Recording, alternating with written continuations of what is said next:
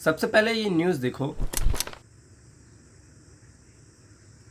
तुम में से 90% ऑफ जो लोग होंगे वो 14 साल अपनी स्कूल्स को दोगे, 4 साल अपनी कॉलेज को दोगे और 2 से 3 साल किसी कॉम्पिटिटिव एग्ज़ाम की तैयारी करोगे। अगर पूरा हिसाब लगाए तो एक एवरेज इंडियन 20 से 22 साल अपनी लाइफ की पढ़ाई पे देता है, मीन्स स्टडी पे देता है और वो पढ़ाई करता है।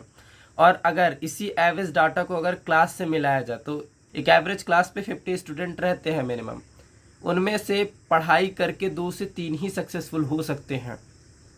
तुम्हें ये चीज़ समझने की ज़रूरत है। जो तुम ये 22 साल दे रहे हो पढ़ाई पे, मैं ये नहीं कह रहा they are waste of time, but अगर तुम पढ़ाई को लेके बैठे हुए हो और तुम सोच रहे हो कि तुम इसको करके सक्सेसफुल होगे, तो तुम्हारे केवल 2 से 3% चांस है। अब कुछ लोग ऑफेंड हो जाएंगे कि पढ़ाई को ऐसा बोल रहा है, इंडियन एजुकेशन सिस्टम को ऐसा बोल रहा है, बट अगर तुम थोड़ा सा भी दिमाग लगाओगे, तुम्हारी क्लास पे कितने टॉपर हैं? 2 से 3।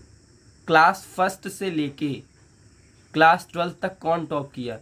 2 से 3 लड़के ही आएंगे उनमें से, लड़के या लड़कियां, whatever you want to say. और मैं ये चीज़ें क्यों बोल रहा हूँ? क्योंकि मैं भी एक टॉपर रह चुका हूँ, मुझे पता है क्या होता है इन सब चीज़ों पे। बिलीव मी और नॉट, जब एक टॉपर ये चीज़ें बोल सकता है कि पढ़ाई को लेके मत बैठे रहो, you have to do other things also. अब मैं अगर तुमसे पूछूं कि इंडिया के टॉप 10% लोगों का नाम बताओ, मीन्स चलो 10% छोड़ते हैं, तुम टॉप 10 लोगों का नाम बताओ, तो तुम अगर अपने मन में एक एक्टर का नेम लेके चलोगे तो मे भी तुम शाहरुख खान का नाम लो, मे भी तुम अगर किसी एक इंस्टाग्राम के फेमस एक्टर का नाम लेना चाहोगे तो तुम मे भी सोफिया अंसारी, या बहुत सारी ऐसी लड़कियां हैं जो पता नहीं क्या टैलेंट है बट करके फेमस है, जोक सपाट उसको छोड़ते हैं उसी की जगह पे। अगर तुम यूट्यूब का नाम लोगे तो कैरी मिनाटी हो गए, तुम एल्विस यादव को ले सकते हो। मीन्स अगर तुम 3-4 लोगों को भी ले लिए टॉप 10 में से फेमस फेमस, अब तुम एक मन में सोचो कि ये इतने फेमस क्यों हैं, क्या वैल्यू ये तुम्हें प्रोवाइड कर रहे हैं। लिटरली अगर तुम्हें ये कोई वैल्यू प्रोवाइड कर रहे हैं, तुम बताओ एल्विस यादव तुमको क्या प्रोवाइड कर रहा है? सोफिया अंसारी तुम्हें क्या प्रोवाइड कर रही है? नंगा नाच। एल्विस यादव, सोफिया अंसारी ये तुम्हें क्या प्रोवाइड कर रहे हैं? नथिंग। वो तुम्हारी लाइफ पे जीरो वैल्यू ऐड कर रहे हैं और तुम उन्हें अटेंशन दे रहे हो। अटेंशन के बारे पे आगे बात करेंगे, बहुत डीप आ जाएंगे एक टॉपिक के ऊपर। जिस हिसाब से तुमने अपने उन टॉप 10% लोगों को चूज़ किया, इससे तुम क्लियरली समझ पा रहे होगे कि इंडिया का कलेक्टिव इंटेलिजेंस है, उसका बेस कितना गिरा हुआ है।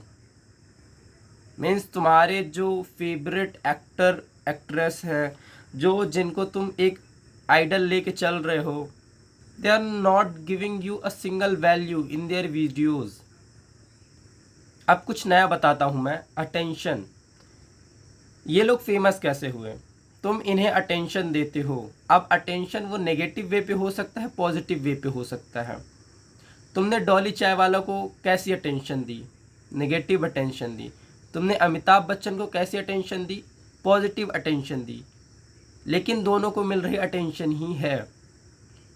दोनों इंडिया को इंटरनेशनल लेवल पे प्रेजेंट कर रहे हैं और इंडिया का कलेक्टिव इंटेलिजेंस इतना कमज़ोर है कि डॉली चाय वाला जैसे लोगों को इंडिया को रिप्रेजेंट करने का मौका मिल रहा है। लिटरली डॉली चाय वाला जैसे लोगों को, डॉली चाय वाला को अटेंशन मिली है। डजेंट मैटर कि वो कैसी अटेंशन मिली है, आई नो नेगेटिव अटेंशन मिली है, बट हु केयर्स मैन। कोई 1% भी केयर नहीं कर रहा है इन सब चीज़ों की। एक एवरेज इंडियन मेल का दिमाग अब 30 से 40 हज़ार की नौकरी, सुबह उठते ही नाश्ता और शाम को सोते ही मुट्ठ मार के सो जाना, 2 से 3 चीज़ ही उसके दिमाग में आ रही है। ये सब भी क्यों हो रहा है? क्योंकि तुम्हें घिसी पिटी नौकरी ही चाहिए। तुम्हें देखना अंजलि अरोरा को ही है, सोफिया अंसारी को ही है, इन्हीं सब एक्टर्स को देखना है।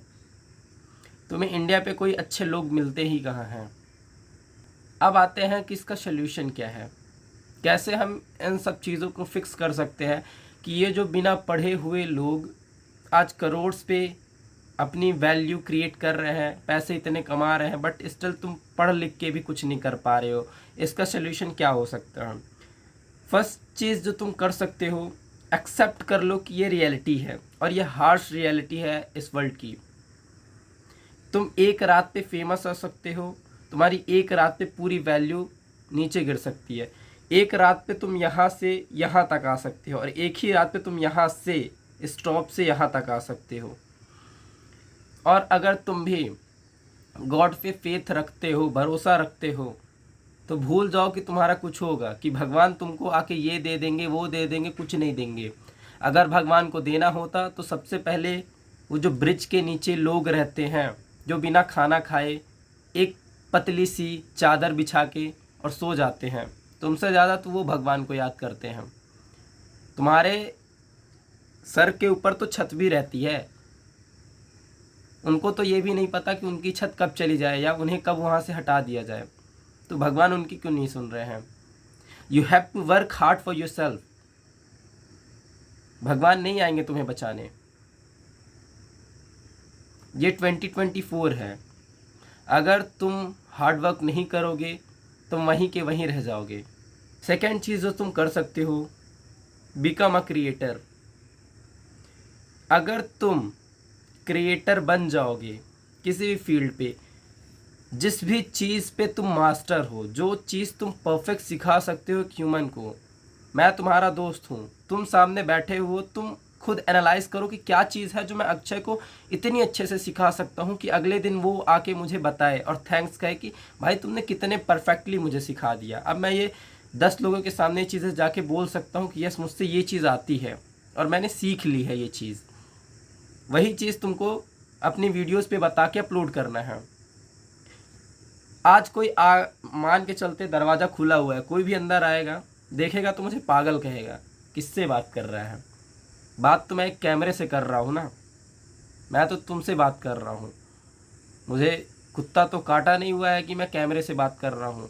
मुझे पता है कहीं ना कहीं इन सब चीज़ों पे मेरा फ्यूचर पे प्रॉफिट है, तब जाके मैं इस पे काम कर रहा हूँ। और वैसे भी ह्यूमंस कहाँ बिना मतलब का काम करता है।